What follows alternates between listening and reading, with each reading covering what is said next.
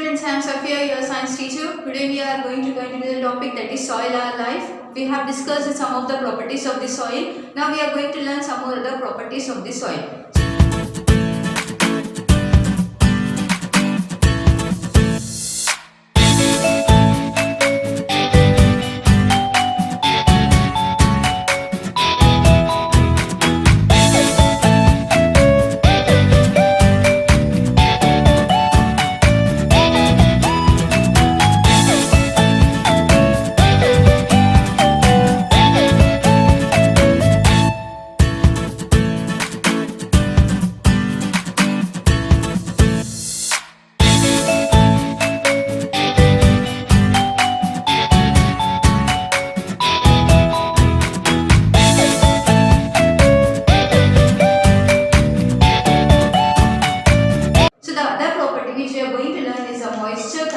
Of the soil.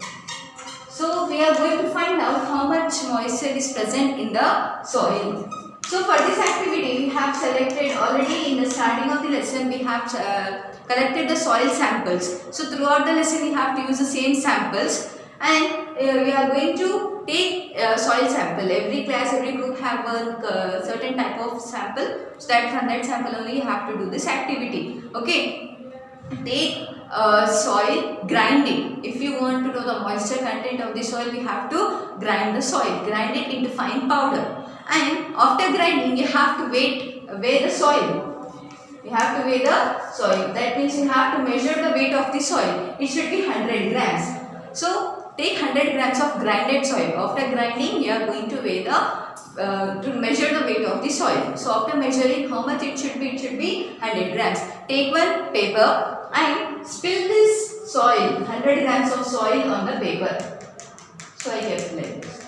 Now what you have to do, you have to sun dry this soil. Okay, so first how much grams we have taken? 100 grams of soil. Now you have to transfer that soil onto the paper and that paper should be kept in the sunlight. So for complete one day you have to keep the soil in the sunlight and be careful when you are doing this activity. Sky should be clear, no clouds should be, and as well as the sunlight should be, the hotness, temperature should be high when you are doing this activity. And keep this sample or this paper of soil in continuous sunlight every time from the time you have started the activity to the end of the activity. This sand should get sunlight.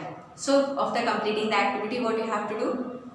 Be careful, this soil should not spill out from the paper. It should not fall out of the paper. It should be in the paper itself. Now measure, after taking completion of the activity, you have to carry that soil and measure the weight of the soil. Again you have to find out the weight of the soil. So what is the weight of the soil? Again you have to find out. So first, before drying in the sunlight, it was 100 grams.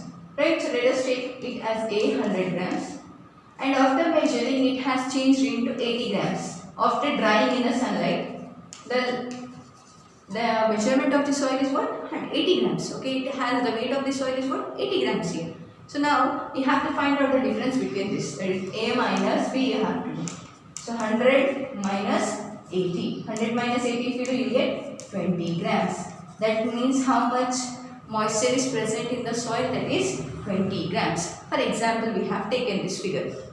In the same way, for different soils, this 100 grams will be same for all the types of soil. Whether it is clay soil, loamy soil, sandy soil, whatever it may be. But we are taking same measurement, that is 100 grams of soil. But later on, after keeping it in the sunlight, the number of readings, B reading, will be different for different types of soil. So we have to find out the differences in the soil. So moisture content of the soil is this, 20 grams. Okay, this is also a kind of property about soil. The other property of the soil is the percolation rate of soil. So let us find out what is percolation rate of soil. The other property is the percolation rate of soil. These are the important properties of soil. We have discussed about moisture content.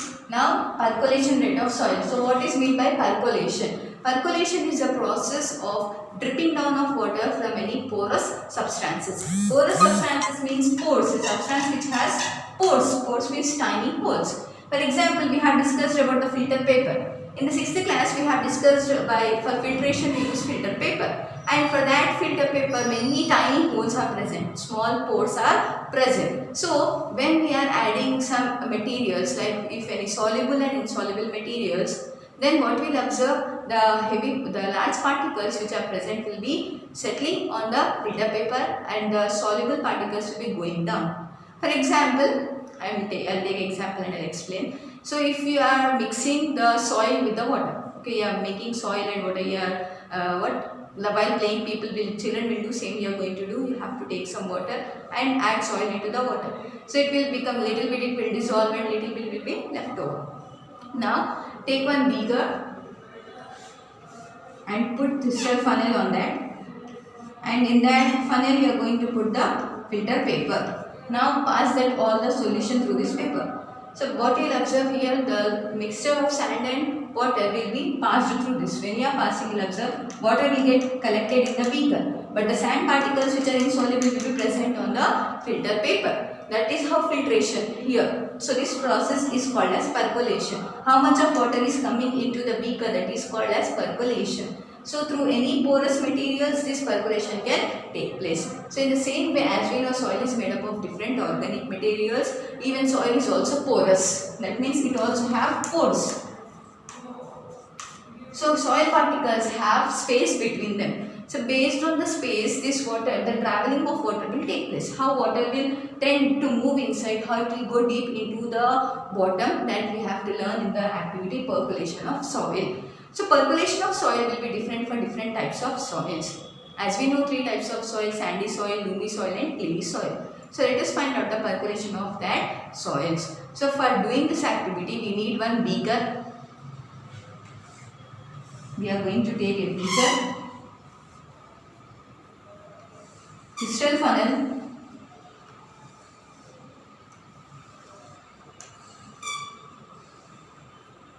dropper,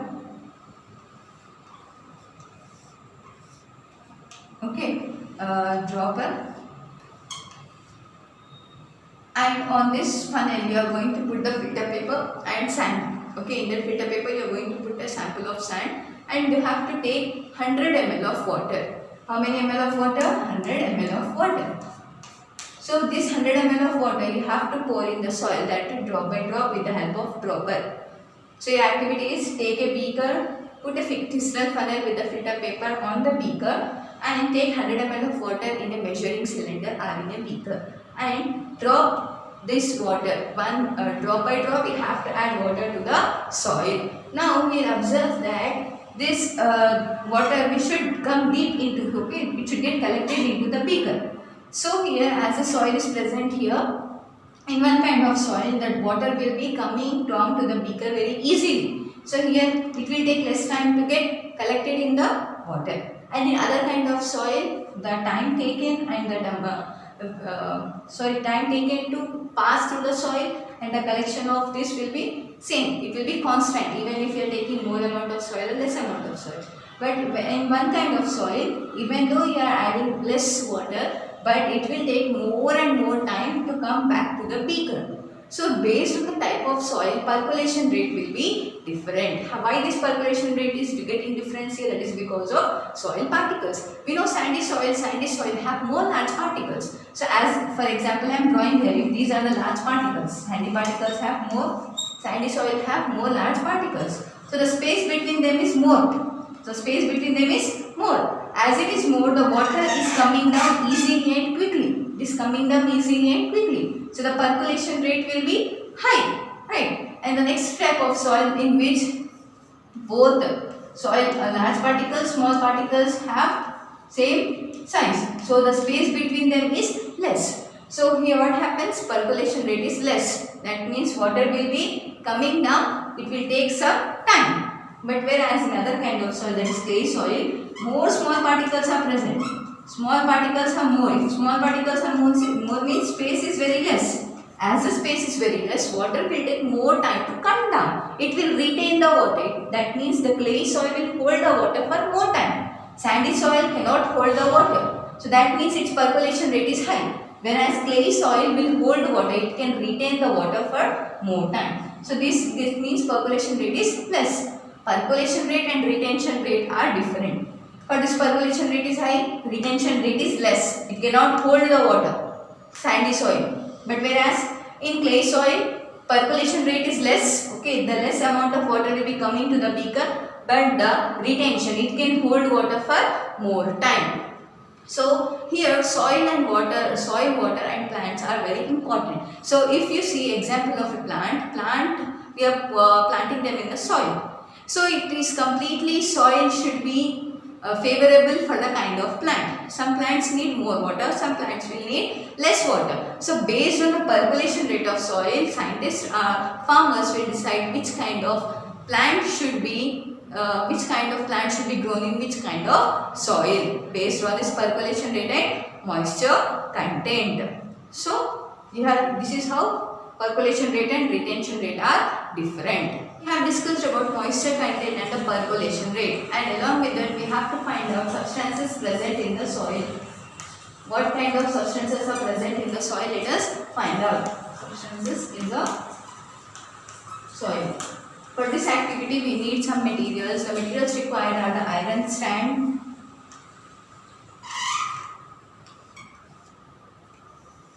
with a rod to fix a tube here, boiling tube we are going to take, and a Bunsen burner here, and a spirit lamp. So what is this activity actually? What you have to do, first of all, take one beaker and take some soil sample into the beaker and add water into it. After adding water, stir properly. All the water and soil should mix up properly. Later on, after stirring it, leave that mixture of soil and water for some time. So let all the soil particles settle down. After settling down, we have to separate water and soil particles. So we have beaker here, right, in which all the soil and all the particles are present along with the water. So as we are getting two layers here, we have to drain out the water. We have to use this water. We have to take one boiling tube and transfer all the water into the boiling tube. How much leftover water is there that you have to transfer into the boiling tube? For example, up to here we got that water. Now in this you have to add more water. Make it half test tube full of water. Then now we have to keep this boiling tube half filled with water to the iron stand. Now here is the test tube. What you have to do now, you have to heat this water with the help of Bunsen burner, or if not the spirit lamp. Now you are going to heat the water. You have to go on heating the water till this water will become 1/4. Till here, it should become 1/4. So up to that time you have to go on heating the water. So after as the level of water decreases, you have to test this water by using red litmus paper and blue litmus papers. You can see there will be change in the color of the water. After heating it properly, you will see change in the color of the water. And not only that, you can use litmus papers to find out the nature of the soil. In the lesson acids and bases, we have discussed that soil will also be acidic and basic. In the same way, by using litmus papers, you have to find out the nature of the soil. So acidity and alkalinity of the soil will help a plant to grow, and as well as it will destroy the plant. So completely, before starting cultivation or construction of houses, these farmers and engineers, they make their soil to test. Okay, farmers, they will find out the moisture content, percolation rate and the substances, whether the nature of the soil alkaline or whether it is acidic. Everything will be found in the soil research centers. So today's is about 3 activities which are very important properties of the soil we have discussed. Go through the video properly and do the worksheets which I am giving you. Thank you.